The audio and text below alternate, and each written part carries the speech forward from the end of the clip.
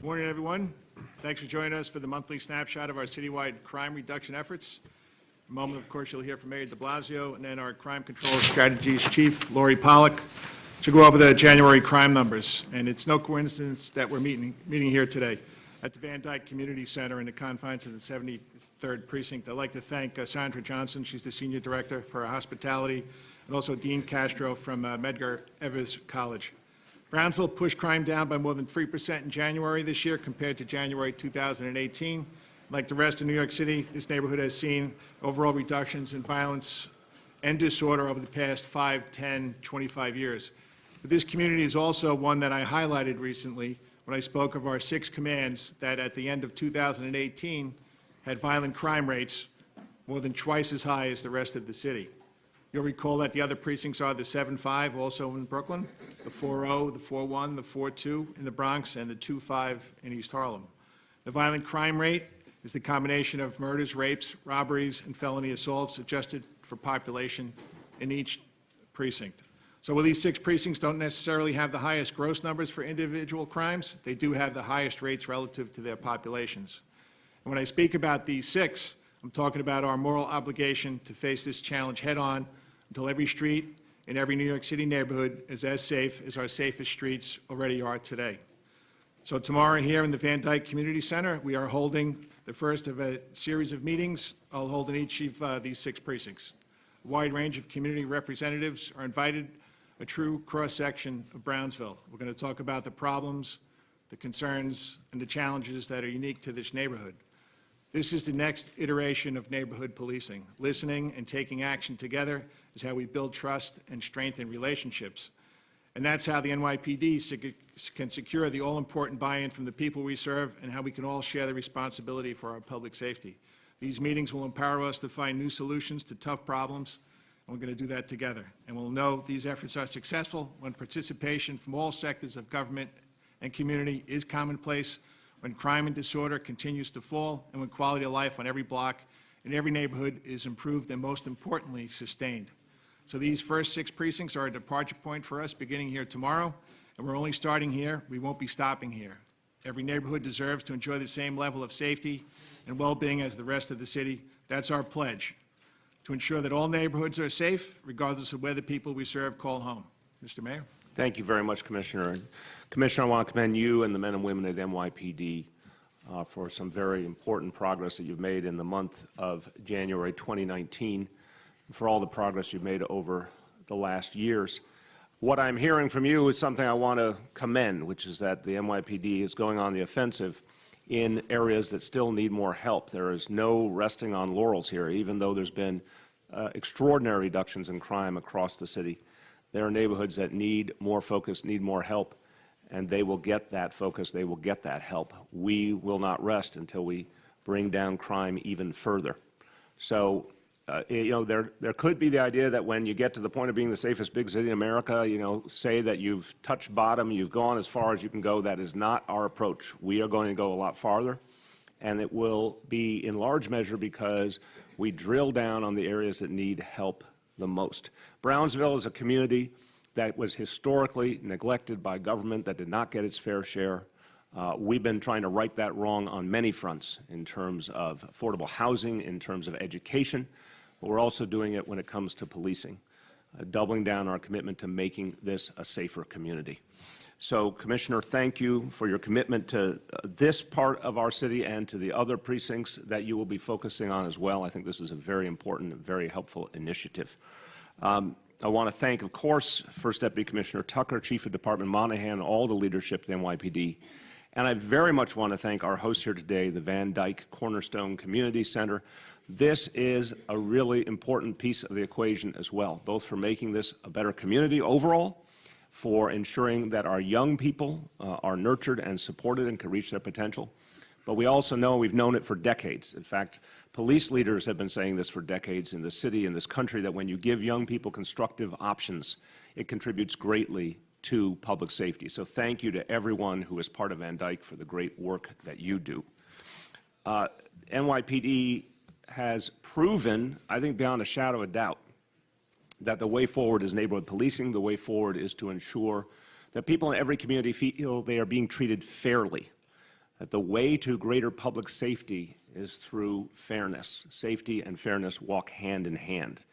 This has been proven, I think, once and for all over this last half decade in New York City, and we're going to deepen that strategy with this new initiative. Precision policing has worked, and this is going to be an example of taking that even further. Neighborhood policing has clearly worked. Again, this will enhance the neighborhood policing approach. I want to note that the evidence is clear. The numbers get more and more striking with every passing month. We got rid of a broken and unconstitutional approach to stop and frisk. It's down 94% since 2013, and we've seen consistent reductions in crime. We've been using much less arrest, and this is something that Commissioner Bratton said when I was first working with him in this job, that arrest is one tool. It's not a goal unto itself. Arrests are now down nearly 40% since 2013, with crime going down consistently, approximately 150,000 fewer arrests in 2018 than in 2013. And it's had a very positive impact using a new strategy that has helped to bring police and community closer together. Chief Pollack will go into the details in just a second about January, but the most important thing to know is overall crime down 7.4% this January 2019 versus January just a year ago. So continued progress by the NYPD, working with our neighborhood partners. And the approach, the focus on data, the focus on precision policing, CompStat, all of these strong realities, all the things that have worked for years and years, focus us on these 6 precincts that the Commissioner spoke about. 6 out of the 77 in the city, 6 where we see violent crime still at levels that are unacceptable and that we must address once and for all. The 7-3 is one example of that, and we are confident that we can make a big impact here. So I want to thank the Commissioner, thank all the leadership of the NYPD for this focus on these 6 precincts. The Commissioner and I will be visiting these precincts throughout the year to see the progress and to make sure everyone is focused on achieving these goals. And we're going to ensure that this is part of a strategy to make the safest big city in America even safer. I want to say one last point before I say a few words in Spanish. The folks who live in these precincts are hardworking New Yorkers. They're folks who every day make this city work. They need to know that their neighborhoods will be safe. They need to know their families will be safe. So to everyone who lives in the 25th, the 40th, the 41st, the 42nd, the 7-3, and the 7-5 precincts, to everyone in those communities, know the NYPD is doubling down, putting more focus, more resources into making you safe.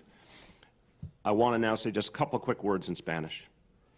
El Departamento de Policía continúa reduciendo el crimen, pero sabemos que hay más trabajo por hacer. Estamos evaluando 6 cuarteles porque queremos mejorar la seguridad en toda nuestra ciudad.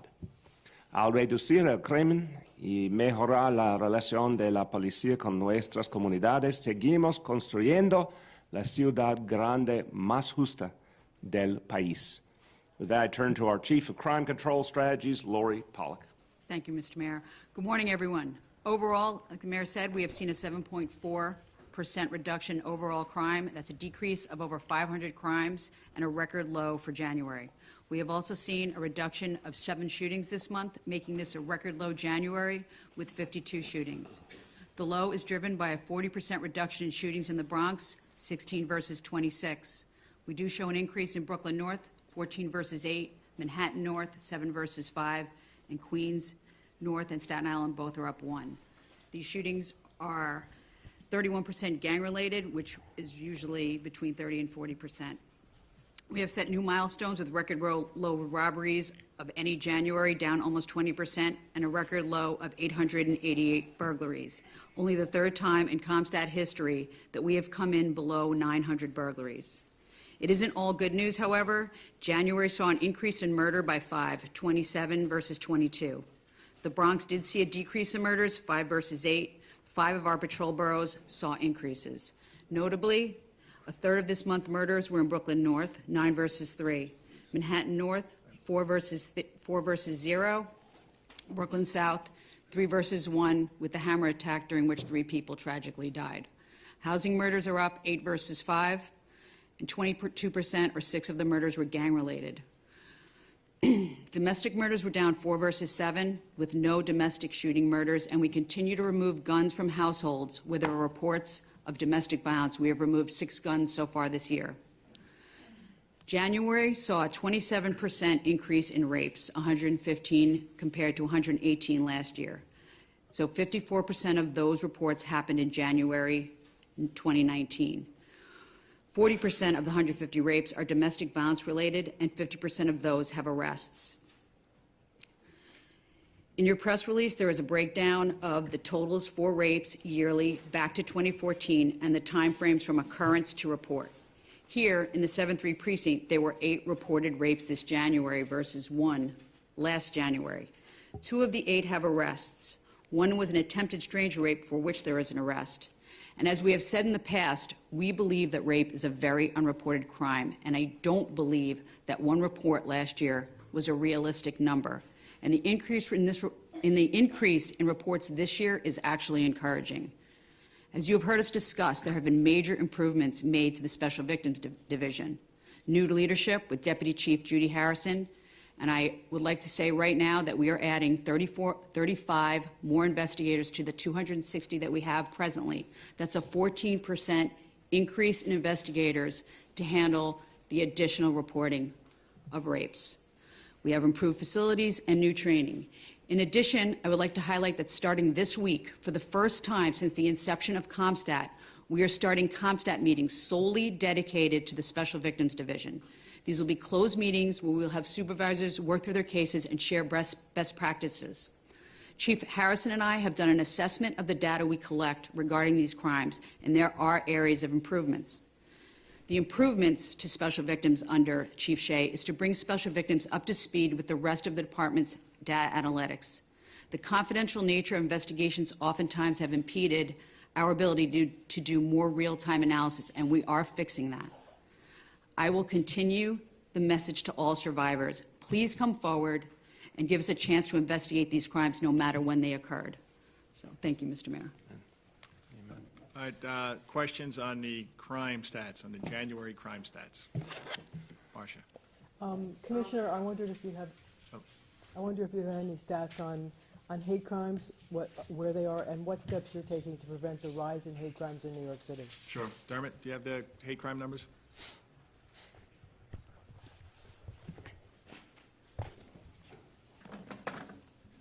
I'll get you the exact numbers in a moment, Marcia, but it's approximately through January, and it is a jump, statistically a large jump. Percentage-wise, it's about an increase of 30 numbers, but I'll give you the exact number shortly. And as we've seen before, the majority of them at this point in time, 1 month into the year, are anti-Semitic. So can you tell us what steps you're taking to try to prevent the rise in hate crimes? Yeah, well, the analysis that Laurie just mentioned certainly holds true here also in hate crimes. What we're seeing is what we've seen before, a dramatic increase in the property crime-related hate crimes, particularly swastikas. We've made a number of arrests in the last couple of weeks, one in the Upper West Side in the 2-0 precinct, swastikas that were spray-painted, and we've also made arrests in Brooklyn, similar type incidents. The outreach continues. Our hate crimes task force goes out to community meetings, trying to spread the word about what is a hate crime, what is not a hate crime, and certainly in large demand, but those meetings are very well received. Is it also about teaching tolerance? Mr. Mayor, maybe you could comment on that? There's unquestionably a need to teach more tolerance, and we have been doing that in our public schools, and we're doing that in the way that this city respects all communities. I mean, one of the great things about New York City is that from the top down, we talk about respecting all New Yorkers of all backgrounds. NYPD practices that in so many ways. Our schools do, you name it. We're dealing with a negative situation, obviously, nationally, Marcia. There's no question. We're dealing with an atmosphere of hate that has been generated largely from Washington, D.C., and that's a headwind we're fighting against. But I have to say, I've always believed the best way to inhibit hate crimes is to show consequences. I think the NYPD has done that very powerfully in a number of cases. To be able to stop hate crimes, though, we need information. So this is another version of if you see something, say something. Anyone who witnesses a hate crime, anyone who has information about someone who committed a hate crime, we need it because we want that person brought to justice, and that sends a message to anybody else who's intolerant. Don't even think about it. We're going to make sure that we, at our community council meetings and our NCO Public Safety Summit meetings, that this subject is brought up proactively and not wait for a question. Marcia, just, Hold on. Good? Marcia, the latest 3 days into February now is plus 23. So it's 42 verse 19. I'm sorry, it's 42 verse 19 For the year, for the year. year to date. Correct. And that's 28 verse 14 on the anti-Semitic. So as what we see year after year, that subsection really drives the hate crime numbers in New York City. Do you have a sense of what's caused this huge increase? No, I wouldn't pinpoint any one thing. I mean, we see the gamut. We see, again, if I was going to generalize what we see in New York City, it's swastikas certainly, and we'll see them etched at times on trains, but that's by far not the majority. We'll see mailboxes. As I've said, we've seen a couple individuals really drive these numbers, which is frustrating. We've had one individual account for 10 to 15 separate incidents, so that is something just to be aware of. We also had the incident in Brooklyn South, the tragic incident with the hammer attack, which was 3. So that's where we are. Juliet, I think you had a question? Yes, regarding the rapes and the new drive towards, helping special victims, what are you doing as far as trying to make more arrests in those cases? Right now, for the overall number for January, we have a 40% arrests on those. For the month of January domestics, we have a 50% arrest rate, but these take time to investigate, so it's rolling. Certainly the 35 investigators are going to help in that pursuit. Courtney? The 6 precincts, and forgive me if you talked about this last month, but why are they so tricky to try to get crime down there? Is it all gang-related? And how is this meeting tomorrow going to be different from the community meetings you have in the neighborhood all the time? So can we stick to the January crime stats, and then when we get off topic, I'll answer your question? I want to see if anybody's got any more questions about the January crime numbers. All right, moving right on to you. There you go. It was easy. Works like magic. These six precincts they're not outliers, but if you look at the crime rate per 100,000, the shooting rate, homicide rate, the rape, robbery, and felony assaults, they're the top 6 highest precincts. And I think I know, as the NYPD and in the whole city as a whole, we have an obligation to make sure that the streets out here in the 7-3 are as safe as as our safest streets in New York City. What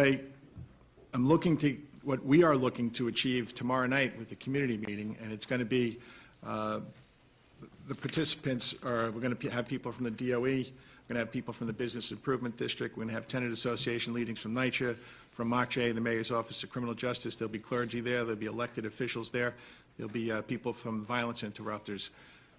A lot of good work's been done out here, but I think there's a lot, if we're going to continue to push crime down, I think we all, not just the NYPD, we have to come up with a holistic strategy to do that, to stop that shooting from happening, to stop that robbery from happening, and how do we go about doing that? So this is, I think it's going to be a very productive meeting. I look forward to it, and it's not going to be, it's not going to be the last one in a 7-3. This is something that we have to make that's sustainable, that we continue to push those numbers down. They had 14 homicides in 2018 and 47 shootings. I think it's the highest raw number of murders, and I think it's the highest raw number of shootings too. So that's something we have to pay particular attention to. Yeah. On the 7 train attack, I guess for 2 questions. One, has there been an uptick in MS-13 activity in the city? And second, do you have any idea as to whether or not the man who suspected murder was in the country legally? Dermot? Yeah, I do not have any information regarding immigration status. It's not something we really collect, if you will. In terms of an uptick in MS-13, there's been a number of incidents, I'll say, going back the last 6 to 12 months. But in terms of an uptick, we do not see a lot of MS-13 traditionally activity in New York City. You have one incident like this, and this obviously is one too many. I can think back about a month ago, we had the terrible incident in the Rockaways where an individual was lured to a park and killed. That was then connected to another incident across the border into Nassau County. But by and large, we put a lot of emphasis and focus with our precision policing on gangs, the violence they drive in New York City, and when you rank the gangs that we see and we target, MS-13, obviously an incident like this will catch our attention, but I wouldn't put them at the top of the pecking order in what we see day in and day out. Yep. I wanted to ask about, excuse me, that NYPD's use of Operation Lucky Bag type situations where a bag containing valuables is left for somebody to find, and then when that person doesn't turn it over to a police officer, they're arrested. There are some people who have criticized this practice, including a judge who oversaw 2 arraignments where people arrested on it in the last week. But people are asking why, when the department is looking to minimize arrests, they're creating situations for people to get arrested. Yeah, there's been a number of iterations of Lucky Bag over the years, and we use it in a way now to make sure that we target the very small percentage of the population that are involved in crime. I think it's an important tool to use, but it does have to be used in a way that we're making sure that we're having an impact on grand larcenies, and grand larcenies continue to be an issue for the city, not just the NYPD. Mayor, does it give you any pause considering your strong commitment to reducing arrests? Well, I'm not sure I understand how you're framing it, so I don't see how you're connecting it to that. Please clarify. Well, I mean, there would have been nothing for these people. What some of their defenders and even the judge says is there would have been nothing for them to steal if the NYPD hadn't purposefully left a bait package out for them to walk by, pick up, and walk away with. Again, if it's part of a crime-fighting strategy, obviously we need to use a host of strategies to achieve our goals. There's a reason crime keeps going down in New York City, and that's what everyone wants to see. If there's some unintended consequence, we have to address it. I have not heard previously that this was a particular problem, but we'll certainly look at it. If there's an unintended consequence we need to address, we will. Yeah. Rich? So, Mr. Commissioner, in the vernacular, sometimes people talk about tough neighborhoods. Are you trying to make, in those 6 precincts, are you trying to make that phrase obsolete? We're trying to make the streets here in the 7-3 as safe as the streets in other places in New York City. Now, I lived in Brooklyn when I was a kid. Of course, there were different neighborhoods. There were tough neighborhoods, but doesn't mean they have to be unsafe neighborhoods. Yeah. Wait a minute, I just want to play off that too. I appreciate Rich's question. I do think, Rich, and it parallels a bit of what we've said on the education side, where the vernacular, as you said, in New York City has been for generations, oh, that's a good school, that's a bad school, and we're trying to end that concept once and for all. I do think, to the Commissioner's point, we're trying to ensure that people who live in Brownsville, for example, will one day soon feel just as safe as folks who feel now in a lot of other neighborhoods. I mean, for all of us who have been in this city a long time, there are a lot of neighborhoods that not so long ago you would have said was a tough neighborhood that now people feel are very, very safe. And we want to make sure these 6 precincts feel that reality as well. Juliet? So what is the common denominator in these 6 precincts, and what are you asking the community leaders? Yeah, I'm not sure if there's a common denominator. Every neighborhood in New York City is different. And that's why we're holding these strategy meetings, to try to get to the root cause and see what we can do to prevent the violence from happening in the first place. And then what do you want community leaders to do? You're meeting with, business people and clergy, and what are you asking them? I want everybody to have input into this. This is not just a police issue. It's, 47 shootings in 2 square miles in 12 months is something we all need to be concerned about.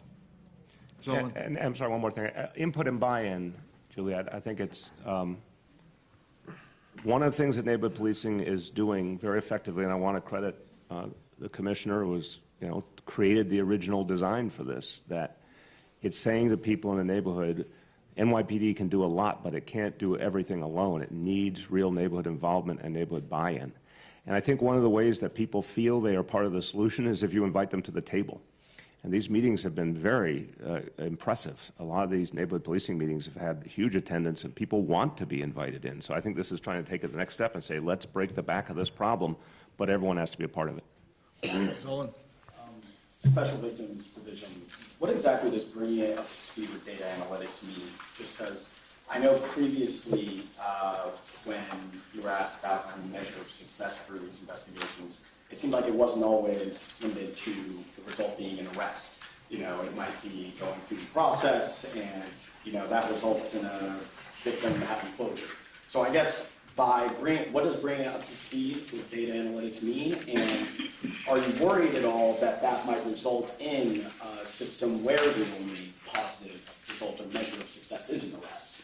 And will that then, you know, pressure victims to stay in an investigation when they don't want to? No, it's bringing it up to speed with data analytics it's an important component of what we do. That's how we managed to get to where we are with violence, with homicides and shootings, with what Lori and Terry and Dermot do every Thursday morning at Comstat. So just to make sure we have an increase, a steady increase in the number of reported rapes, we just have to make sure that we have the number of properly trained personnel to address that increase, and you know, just quite frankly, to be able to bring justice to the survivors of sexual assault, which might not necessarily be an arrest, but that's an individual experience for each survivor.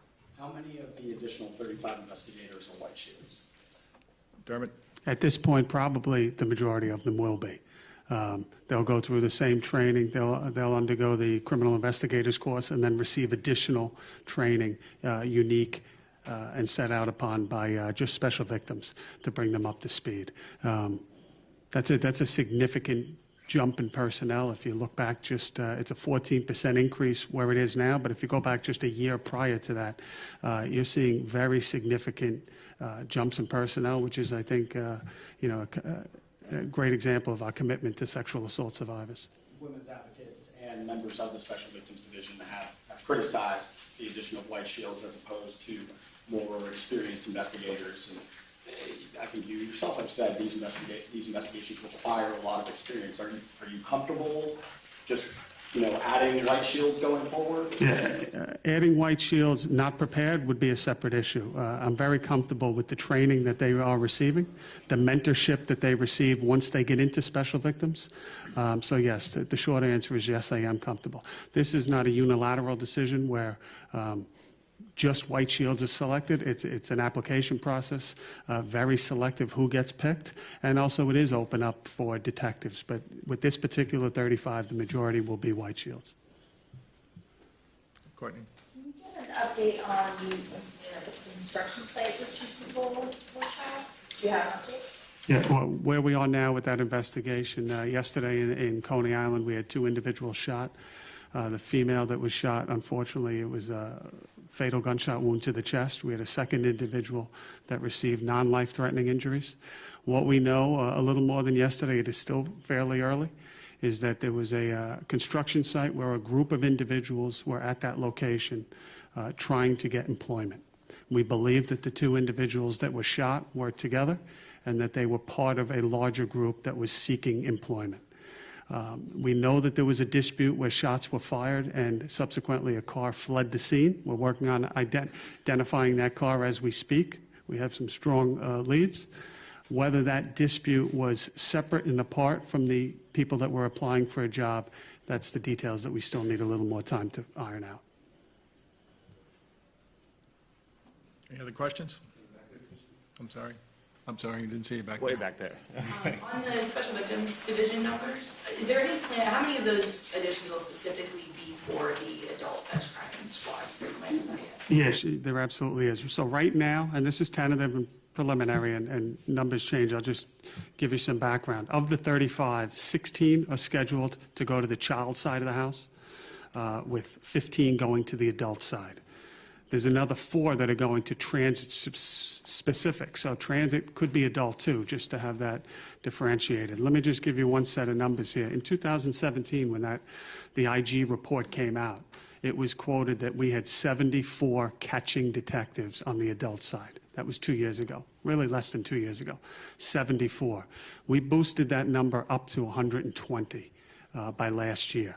With this increase, we have had some attrition. Roughly the 120 became 116 through people retiring. With this, we're going to go up to 129 on the catching. So that's an increase in less than 2 years, from 74 detectives to 129.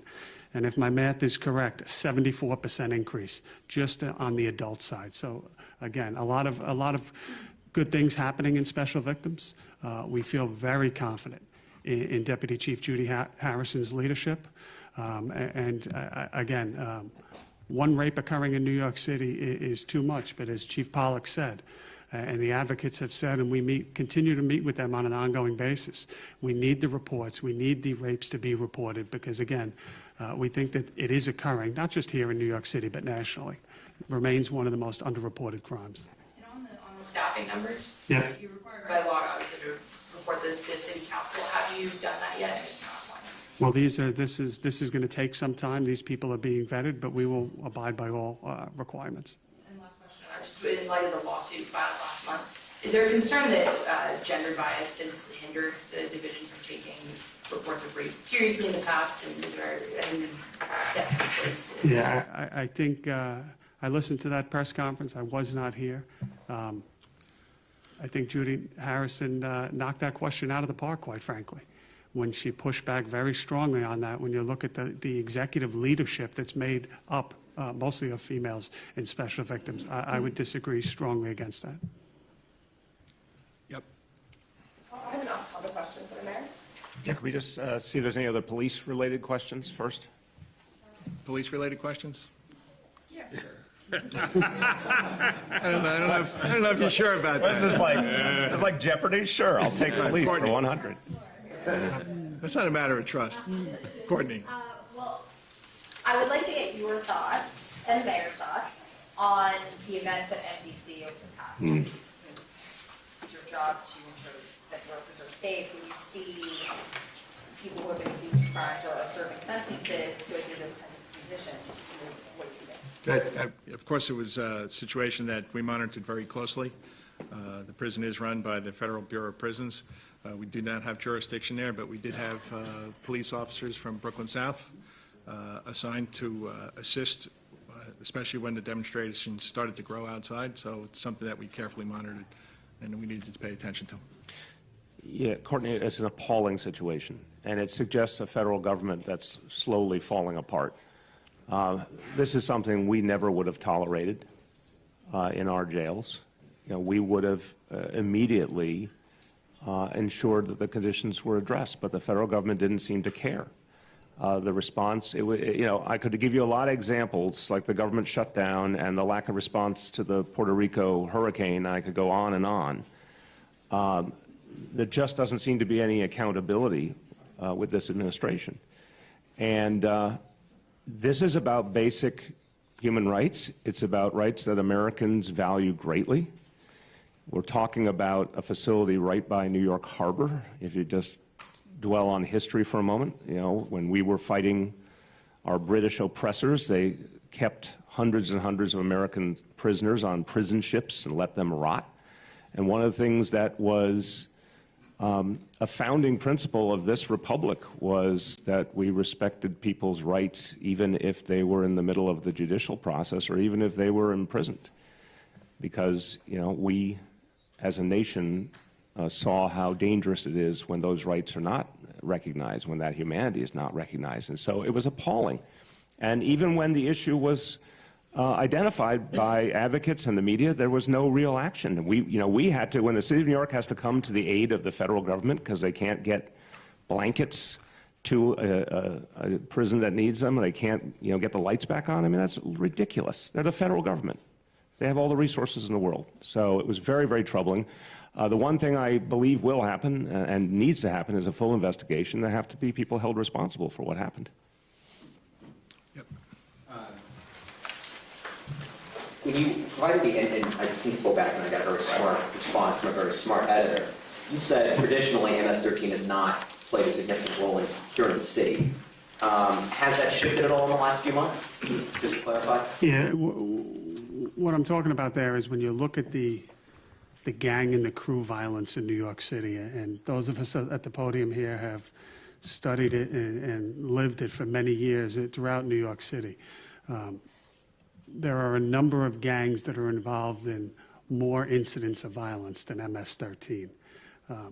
I think I was pretty clear yesterday, and as I was last summer, with the junior incident with the Trinitarios. Any incident like this, whether it's 1 or 10, is one too many.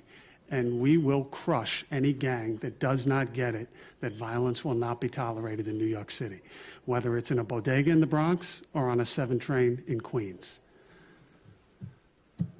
Yep, in the back. Talking about the gangs, if the MS-13 is not your focus right now, which are the gangs that you are targeting right now? I did not say that MS-13 is not our focus right now. In fact, as I said yesterday, the individual that was arrested for this homicide and has been charged with murder in the second degree was the focus of the NYPD. That specific individual, this is precision policing, last year when he was arrested for conspiracy.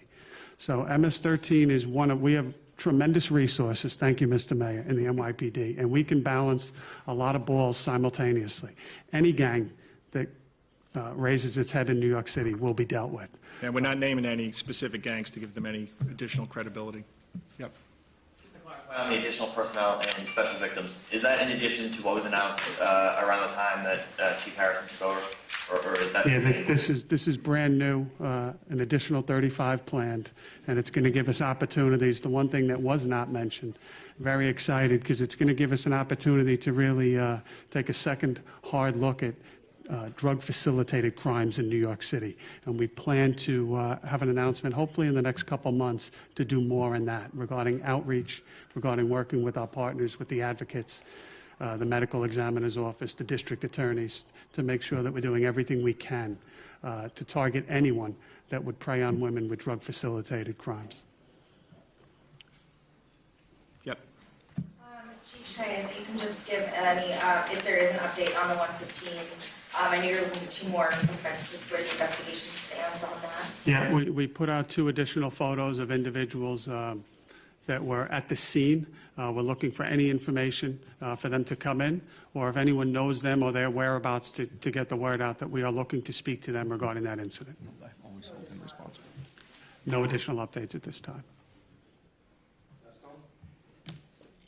Okay, so let's let some of our colleagues have to get moving. Let's take a quick break, and we will go to off topic.